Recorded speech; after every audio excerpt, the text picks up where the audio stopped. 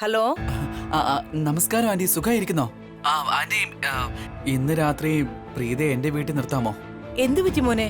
പ്രീതയ്ക്ക് കുഴപ്പമൊന്നുമില്ലല്ലോ, അവൾ ഓക്കെ അല്ലേ? ഇല്ലില്ല ആന്റി, പ്രീതയ്ക്ക് ഒരു കുഴപ്പമില്ല. എനിക്കും കുഴപ്പമൊന്നുമില്ല. എന്റെ അച്ഛമ്മയില്ലേ, അച്ഛമ്മയുടെ കാലിന് വേദന കുറച്ച് കൂടുതലാ. വേദന കൊണ്ട് നിലവിളിക്കാണെന്നേ. പിന്നെ ഇത്രയും രാത്രി ആയില്ലേ, അച്ഛമ്മ ഇപ്പോൾ എങ്ങനെ ഹോസ്പിറ്റലിലേക്ക് കൊണ്ടുപോകുന്നേ? അതുകൊണ്ട് പ്രീതയെ അവിടെ നിർത്താമെന്ന് വിചാരിക്കാൻ എനിക്കൊരു ഹെൽപ്പ് ആവുമായിരുന്നു. നോക്ക്, ആന്റി വേണ്ടെന്ന് പറഞ്ഞാൽ ഞാൻ നിർബന്ധം പിടിക്കൊന്നുമില്ല. പക്ഷെ ആന്റി ഒന്ന് സമ്മതിക്കുമായിരുന്നെങ്കിൽ എനിക്ക് അത് ഒരു സഹായം ആവുമായിരുന്നു. മോനെ കിരൺ, ഒരു മിനിറ്റ്. നീ ഇങ്ങനെ ഒഴിവുകഴിവുകൾ ഉണ്ടാക്കേണ്ട യാതൊരു കാര്യമില്ല. പിന്നെ പ്രീതയുടെ കാര്യം, അവളവിടെ നിൽക്കുന്നതിന്റെ കാരണം ഷെർലിന്റെ മുഖംമൂടി അഴിക്കാനാണോ?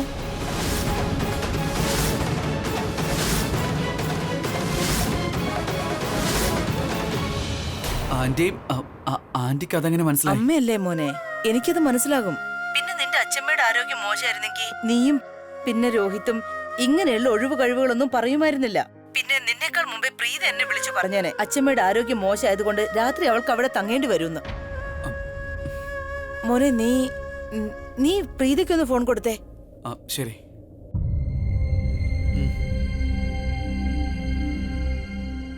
Oh my God, അമ്മ എന്നെ ശരിക്കും വഴക്ക് പറയും. അമ്മേ, അല്ലല്ല, ഞാൻ വീട്ടിലേക്ക് തന്നെ വരുവാ. ദാ ഇപ്പൊ തന്നെ എത്തും. ഒരു മിനിറ്റ് പ്രീത, ഇന്ന് രാത്രി നീ അവിടെ നിന്നോ? കാരണം നമ്പ്യാർ കുടുംബത്തിന് നിന്നെ ആവശ്യമുണ്ട്. കിരൺ, നിന്റെ സുഹൃത്തിന് നിന്നെ ആവശ്യമുണ്ട്. എനിക്കറിയാം അവരെ എത്രമാത്രം നമ്മളെ സഹായിച്ചിട്ടുള്ളതാ. കിരണും രോഹിത്തും നമുക്ക് ആവശ്യമുള്ളപ്പോഴൊക്കെ നമ്മളെ സഹായിച്ചിട്ടേ ഉള്ളൂ. പക്ഷെ ഇന്ന് രോഹിത്തിന്റെ ജീവിതത്തിൽ പ്രശ്നങ്ങളാ. അവന്റെ കല്യാണം അവന് ചേരാത്ത പെണ്ണുകെട്ട് നടക്കാതിരിക്കാൻ, അവളുടെ മുഖംമൂടി അഴിക്കാൻ അവനൊരു സഹായമാകുമെങ്കിൽ നീ അവിടെ നിന്നു മോളെ. എനിക്കറിയാം ഷെർലിന്റെ കള്ളത്തരങ്ങൾ എല്ലാവരുടെ മുന്നിൽ തുറന്നു കാട്ടാൻ ആഗ്രഹിക്കുന്നുണ്ടെന്ന്. അതായത് രോഹിത് ഒരു മോശം പെൺകുട്ടിയെ കല്യാണം കഴിക്കാതിരിക്കാൻ നീ ചെയ്യുന്ന നല്ലൊരു കാര്യം മോളെ. നിനക്ക് നല്ലതും ചീത്തയും തിരിച്ചറിയാം, അതിൽ എനിക്ക് അഭിമാനമുണ്ട്. നീ എന്ത് ചെയ്താലും അത് എപ്പോഴും ശരിയായിരിക്കും. ഇത്തവണ അത് തെറ്റില്ല. മതി, അമ്മ പറയുന്ന ഒരു കാര്യം മാത്രം നീ അനുസരിക്കണം. പറയാമേ. എനിക്കറിയാം നീ ആർക്കെങ്കിലും സഹായം ചെയ്യുമ്പോൾ മറ്റൊന്നും നോക്കില്ലെന്ന്. പക്ഷേ സഹായം ഉറപ്പായും ചെയ്യണം. പക്ഷെ നീ നിന്നെ ഒരിക്കലും മറക്കരുത്. നീ സ്വയം ഒരു പ്രശ്നത്തിലും ചെന്ന് ചാടരുത്. കാരണം നീ എന്തെങ്കിലും പ്രശ്നത്തിൽ പോയി വീഴുന്ന എനിക്ക് കണ്ടു നിൽക്കാനാവില്ല. ഈ ഒരു കാര്യം മാത്രം അനുസരിച്ചാ എനിക്ക് ഒത്തിരി സന്തോഷാകും. ശരി അമ്മേ, അമ്മ വിഷമിക്കേണ്ട കാര്യമില്ല. ഞാനെല്ലാം ശ്രദ്ധിച്ചോളാം. ശരി, നീ സ്വയം ശ്രദ്ധിച്ചോണം കേട്ടല്ലോ. എനിക്ക് ഫോൺ ചെയ്യാൻ വേണം.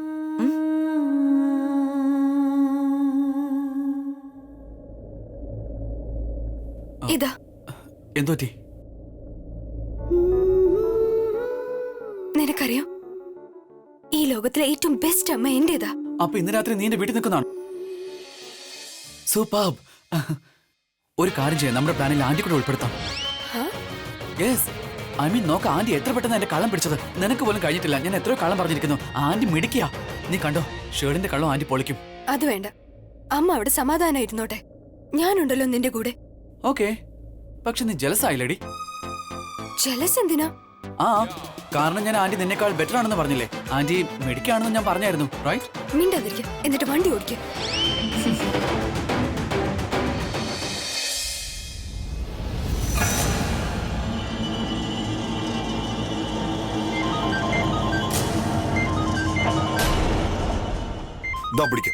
ഫോൺ എടുക്കും. എന്റെ ഫോണല്ലേ, അതിനർത്ഥം ആരെങ്കിലും എന്നെ ആയിരിക്കില്ല വിളിക്കുന്നത്. ഇപ്പൊ ചിലപ്പോ സഞ്ജു ആയിരിക്കും ഫോൺ വിളിക്കുന്നത്. അതിന്റെ ഇടയിൽ കൂടെ നീ എന്തിനാ വന്നത് ഫോൺ എടുക്കാൻ? അയ്യോ, ഇതൊന്നും നിർത്ത്, എന്നിട്ട് ഫോൺ എടുക്ക. ഇനി മുതൽ എന്റെ ഫോൺ എടുക്കരുത് പറഞ്ഞേക്കാം. സഞ്ജു, ഇപ്പൊ എനിക്ക് ഗുഡ് ന്യൂസ് മാത്രം കേട്ടാ മതി, അതല്ലാതെ ഒന്നും കേൾക്കണ്ട. ഇനി പറ. ഗുഡ് ന്യൂസോ? നിനക്ക് എന്ത് ഗുഡ് ന്യൂസ് അറിയണ്ടേ? ഇവിടെ കാര്യം നടക്കാത്തതിന്റെ ടെൻഷനില്ല ഞാൻ. ഒരു ഞൊടിയിടയ്ക്ക് അവർ രക്ഷപ്പെട്ടത്. ഇന്ന് രണ്ട് കാര്യം നടക്കുമായിരുന്നു. ഒന്നാ ഡോക്ടറെ അവിടുന്ന് പൊക്കുക, രണ്ടാമതായിട്ട് കഥ കഴിക്കുക. ഇത് രണ്ടും നടന്നില്ല.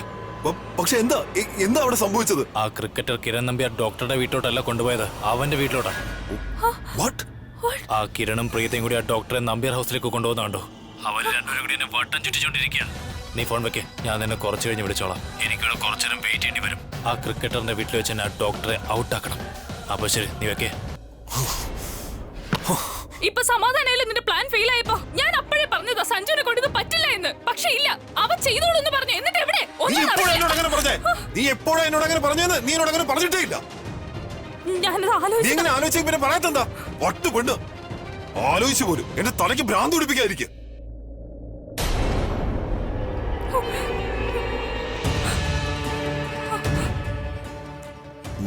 ഞാൻ നമ്പ്യാർ ഹൗസിലേക്ക് പോവുകയാണ്.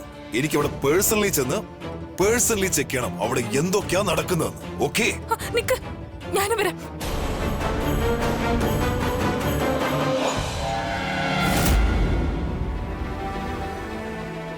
എനിക്ക് തോന്നുന്നത് ഡോക്ടർക്ക് ഹെവി ഡോസാ കൊടുത്തിരിക്കുന്നതെന്നാ. ഇഞ്ചക്ഷൻസും ഉണ്ട്. ഇതുവരെ ബോധം വന്നില്ലല്ലോ.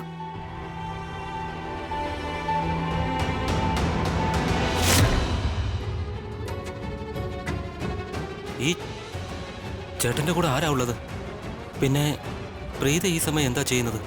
ഇപ്പൊ തന്നെ പോയി നോക്കാം ഇവിടെ എന്താ നടക്കുന്നതെന്ന്.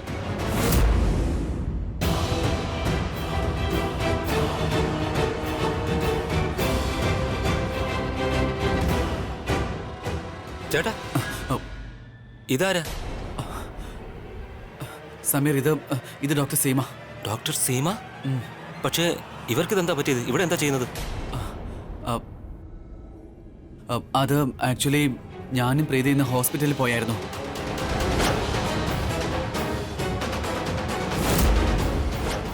ഞാനവിടെ ചെക്ക് ചെയ്യായിരുന്നു. അപ്പോ അല്ല, നിങ്ങൾ എന്തായി ചെയ്യുന്നത്?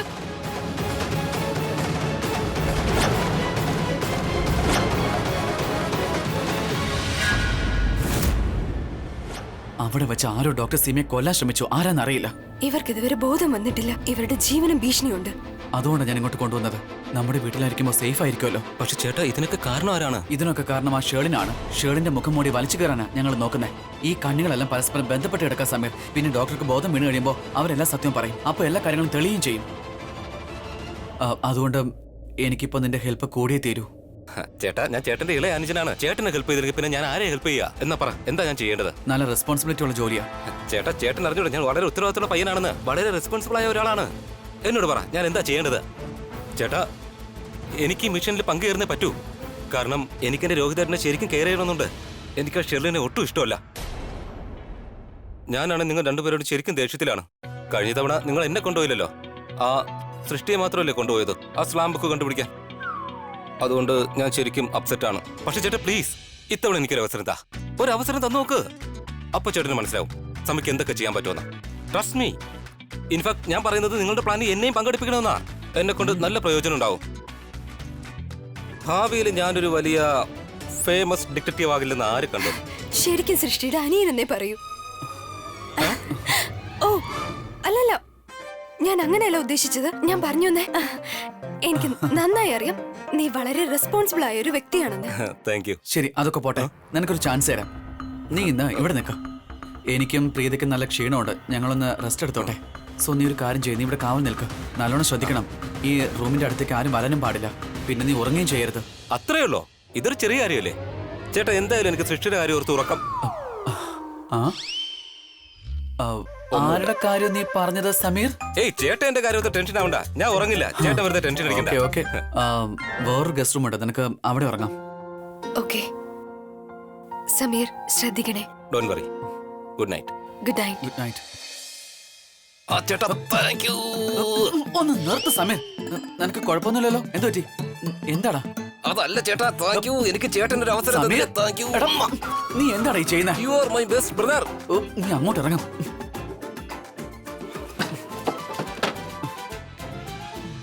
ആരും അകത്തേക്ക് പോകാൻ പാടില്ല. പിന്നെ നീ ഉറങ്ങാനും പാടില്ല. മനസ്സിലായോ? അയ്യോ ചേട്ടാ, ഡോണ്ട് വറി. ഞാൻ ഈ വാതിന്റെ പുറത്ത് തന്നെ ഉണ്ടാവും. ആരെയും അകത്തടക്കം സമ്മതിക്കില്ല. താങ്ക് യു ചേട്ടാ, താങ്ക് യു. നിനക്കെന്താ ഭ്രാന്ത് പിടിച്ചോടാ? പന്നെ ചേട്ടാ. ടുൻ ടുഡു.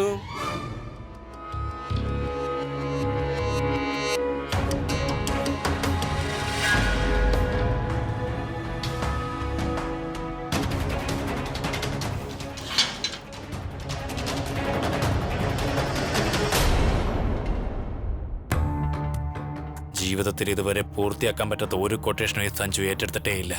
അഥവാ ആവേശത്തിൽ സഞ്ജു ഒരു കൊട്ടേഷൻ ഏറ്റെടുത്താലും, അഥവാ അസാധ്യമായ ഒരു കാര്യമാണെങ്കിൽ പോലും ഈ സഞ്ജു അത് തീർച്ചയായും സാധ്യമാക്കി എടുത്തിരിക്കും. അതിനുശേഷം സഞ്ജുവിന് ഒരേ ഒരു ലക്ഷ്യം മാത്രമേ കാണുകയുള്ളൂ: ജയം അല്ലെങ്കിൽ മരണം. പ്രീത, നിന്നോടൊരു കാര്യം പറയാനുണ്ട്. ഞാൻ മറന്നുപോയതാ. നമ്മൾ രണ്ടുപേരും 11 മണിക്ക് അലാം വെക്കണം. I mean we have to check Sameer ഉറങ്ങാണോ അല്ലയോ എന്ന്.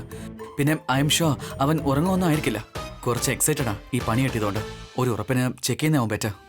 എനിക്കങ്ങനെ തോന്നുന്നില്ല അവൻ ഉറങ്ങുമെന്ന്. അവനത്ര ത്രില്ലായിട്ട് ഫീൽ ചെയ്യുന്നെന്ന് കണ്ടില്ലേ? എനിക്ക് തോന്നുന്നത് അവൻ ഈ കുറ്റാന്വേഷക ജോലി വളരെ ഇഷ്ടമായിട്ടുണ്ടാവുമെന്ന്. പിന്നെ അവൻ പറഞ്ഞില്ലേ, ആർക്കറിയാം അവൻ ഒരു ഫേമസ് കുറ്റാന്വേഷകനാവോ ഇല്ലയോ എന്ന്. ശരിക്കും എനിക്കപ്പോ സൃഷ്ടിയെ ഓർമ്മ വന്നേ. ഞാൻ അവനെ കൊണ്ട് ഒരുപാട് ജോലി ചെയ്യിപ്പിക്കുമായിരുന്നു. ആ പണി അവൻ ചെയ്യുമെന്ന് എനിക്ക് സംശയം ഉണ്ടെങ്കിൽ പോലും അവൻ ചെയ്യാറുണ്ടായിരുന്നു. I am proud of him. എന്റെ സൃഷ്ടിയും ഒരുപാട് പണികൾ ചെയ്യാറുണ്ട്. പക്ഷെ ഒരു കാര്യം, ഈ ലോകത്തിലെ എന്തൊക്കെ പൊട്ടത്തരങ്ങളുണ്ടോ അതൊക്കെ അവളുടെ തലയിലും ഉണ്ടായിരിക്കും. പക്ഷെ നല്ല രസാ. എനിക്കെന്തായാലും അവൻ ഉറങ്ങില്ല എന്ന് നല്ല വിശ്വാസമുണ്ട്. രാത്രി മുഴുവൻ ഉണർന്ന് ഗാഢായിരിക്കും ഡോക്ടർക്ക്. പിന്നെ സമീറിനെ കണ്ടില്ലേ, എത്ര സന്തോഷത്തിലാണ്, എത്ര എക്സൈറ്റഡ് ആണോന്ന്. അവനെ കാണാൻ നല്ല ക്യൂട്ട് ആയിട്ടുണ്ടായിരുന്നു. ഈ റൂമല്ലേ? യാ. എന്താ എന്താന്ന് എന്തെന്താന്ന്? ഈ റൂം എന്റേതല്ലേ ഇന്നത്തേക്ക്? പിന്നെ നീ എന്തിനാ വരുന്നേ? യാ, നിന്റെ റൂമാണ്. Good night. Good night.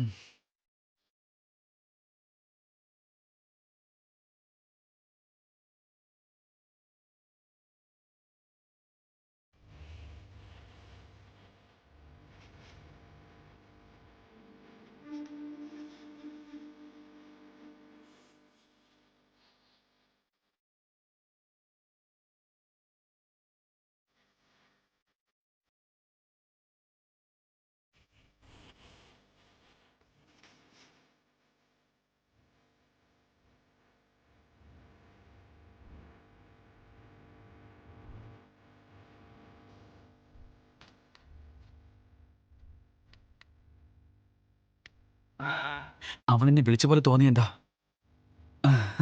ആമേ ക്രേസി ഓർ ആമേ ക്രേസി?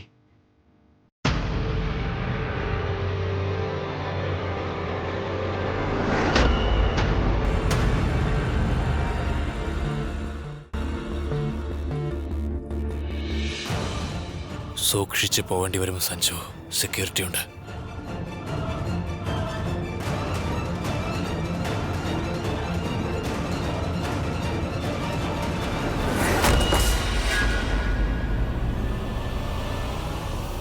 ആരാത്?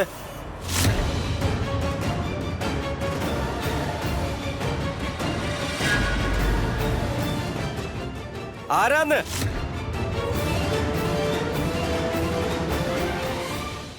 ഈ രാത്രിയിൽ ഇതാരാ ഇവിടെ?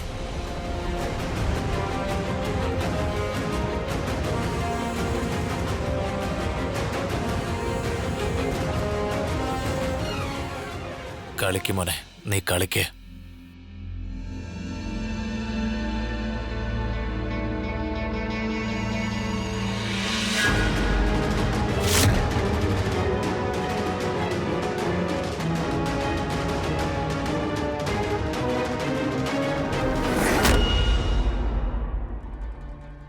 അല്ല, നമ്മൾ നമ്പ്യാർ ഹൗസിലേക്ക് പോകുന്നില്ലേ? എന്തിനാ ഇങ്ങോട്ട് വന്നേ? അത് ഞാൻ എന്റെ മൈൻഡ് ചേഞ്ച് ചെയ്തു. നമ്മളിപ്പോ നമ്പ്യാർ ഹൗസിൽ പോകുന്നില്ല. ഓക്കെ? അല്ല, അതെന്താ? പിന്നെ നിന്റെ രക്ഷകൻ സഞ്ജു അവനെവിടെ? അവന്റെ കോൾ വല്ലതും വന്നോ? നീ എന്താ പറഞ്ഞത്? അവൻ നിന്റെ എല്ലാ പ്രശ്നങ്ങളും തീർക്കുന്നു. എന്നിട്ട് എന്തായി? നോക്ക്, നീ എന്നെ കളിയാക്കൊന്നും വേണ്ട, മനസ്സിലായോ? And use your common sense. അവനിപ്പോ നമ്പ്യാർ ഹൗസിൽ എത്തിക്കാണും. അതുകൊണ്ടാവും അവൻ വിളിക്കാത്തത്. നമ്മൾ എന്ത് ജോലിക്കാണോ അങ്ങോട്ടേക്ക് അയച്ചത് അവൻ അതിനുള്ള സെറ്റിംഗ് ചെയ്യായിരിക്കും. നിനക്കെന്താ തോന്നുന്നേ? അവിടെ എന്തായിരിക്കും നടക്കുന്നേ? സഞ്ജു എന്തായിരിക്കും ചെയ്യുന്നേ?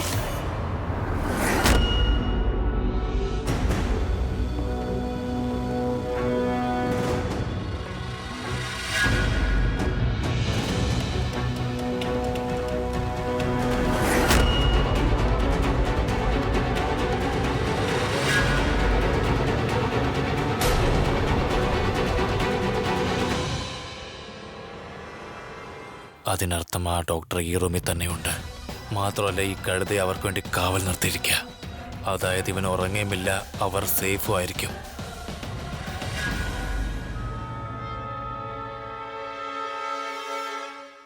കിരണും പ്രീതയും വലിയ ബുദ്ധിമാന്മാരാന്ന വിചാരം.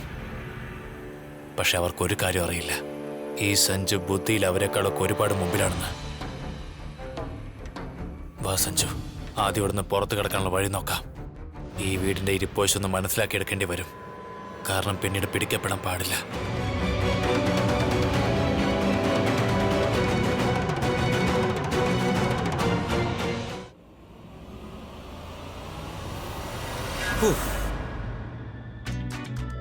ഇതെന്താ ഈ ജോലി ചെയ്യാൻ ഇപ്പൊ ഒരു മൂടുമില്ല.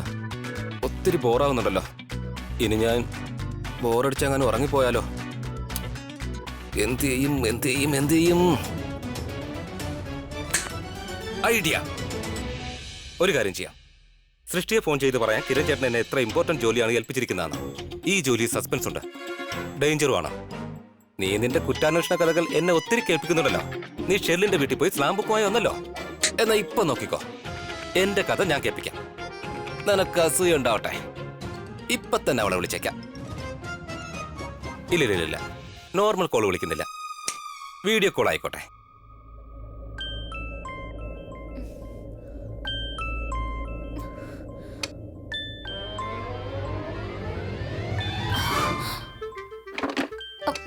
ഇവനെന്തിനാ എന്നെ ഇപ്പൊ വിളിക്കുന്നേ?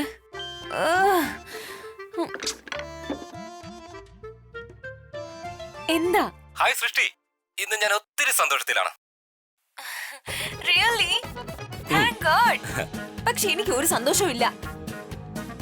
എന്റെ കണ്ണി വന്ന് ഉറക്കം നീ കെടുത്തി കളഞ്ഞു. സാമേ, ഒരു കാര്യം നീ നോട്ട് ചെയ്തോ? ഞാൻ രാത്രി 10 മണിക്ക് ഉറങ്ങും, രാവിലെ 8 മണിക്ക് എണ്ണീക്കും. മനസ്സിലായോ? അതായത് നീ 10 മണിക്കൂർ ഉറങ്ങുന്നോ?